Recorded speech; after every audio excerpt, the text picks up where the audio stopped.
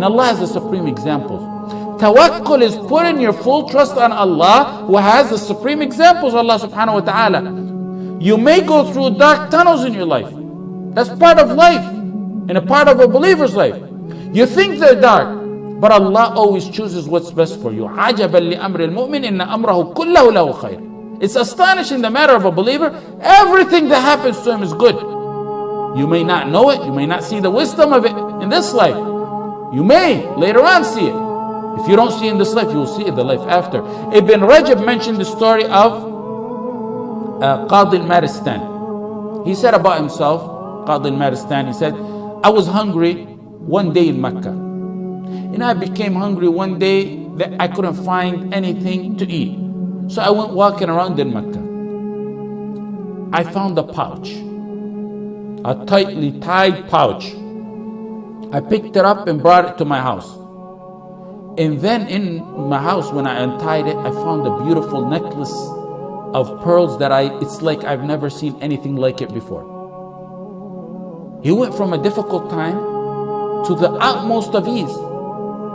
But tawakkul didn't waver a tiny bit in his heart. Full tawakkul on Allah when he was walking around hungry. And the same tawakkul now that he's a millionaire. It didn't last for long. The circumstance changed, but tawakkul remains firm. Unwavering tawakkul. As soon as he walked in Mecca, right after that, he walked in Mecca, he heard the old man calling out, I lost the necklace and I have 500 dinar reward for whoever brings me back the necklace. He said, I called the old man. That was bad news for him. He thought he was a millionaire. He said, I called the old man. Come to my house. I think I have your pouch. So he told the old man, describe the necklace for me. He said the old man not only described the necklace, but he described the pouch and the string that was tied around the pouch and the number of pearls and the string that held the pearls together and every single detail about the necklace. So he said, I gave him the necklace. It had to have been him. No way could have knew that all those details. And he handed me 500 dinar. And just as I was about to take it, I thought to myself, he said, I don't deserve this. And I refused the reward. The man kept insisting on giving the reward. And it was as if Abu Bakr wanted to keep his reliance on Allah totally, refusing the reward for something he felt he really didn't deserve. He didn't do nothing to deserve that money. So the old man took the reward and left. Qadi al-Maristan, whose name is Abu Bakr, Kunya Abu Bakr, said, I left Mecca after that. And I took the ocean. And on the way, the ship began to sink. All the money on board sunk, and many of the passengers, most of them, died.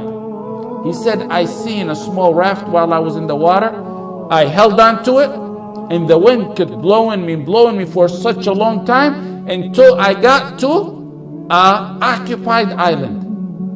When I landed on the island, he said, I immediately headed to the masjid, finding that there's no one there, so I began to recite Quran. The people attended the masjid.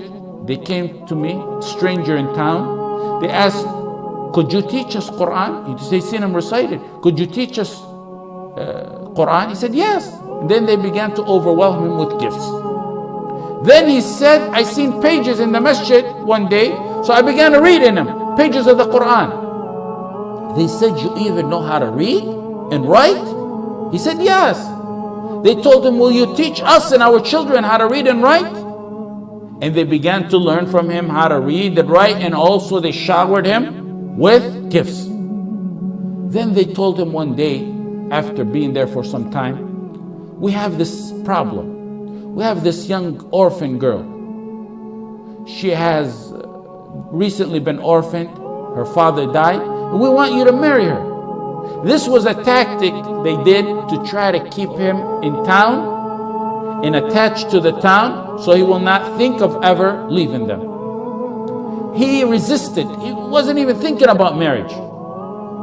But based on their insistence, he said, I agree to marry her. He married her. Okay, the night of the wedding, when they presented her to him, he said, I looked at her and I was startled and astonished, and I was unable to raise my eyes off her neck. I seen the necklace I gave the old man some time ago on her neck. This is a true story, authentic story. He wasn't looking at his new bride's face, even though she's mentioned as being one of the most beautiful women in that town, in that island. The relatives around him said, you broke that orphan's heart. How could you look at the necklace and not at her? You're breaking her heart. It's like you're saying she's ugly by your looks.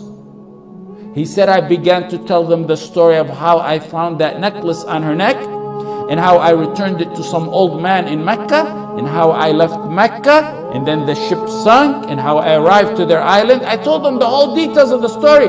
They began to shout and cry, La ilaha illallah, Allahu Akbar, La ilaha illallah, Allahu Akbar. And the crowds in the town began to gather. He said, why are you people doing this, and why are you astonished? They told him, the man you gave the necklace to is the father of this girl. And what's more astonishing than that is we used to always hear him say, I never met a Muslim on the face of this earth like the man who returned the necklace to me.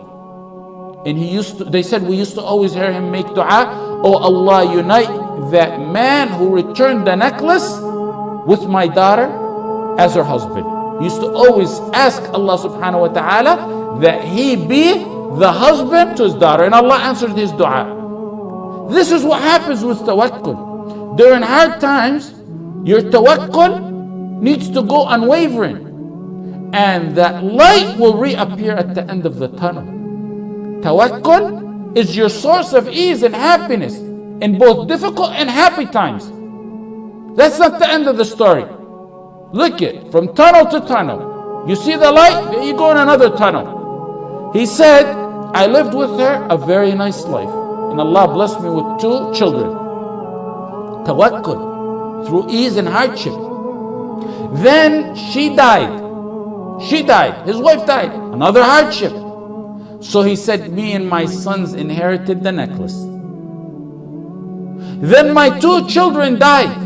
Another hardship, but no, the tawakkul still there. He said, then I sold the necklace for 100,000 dinar.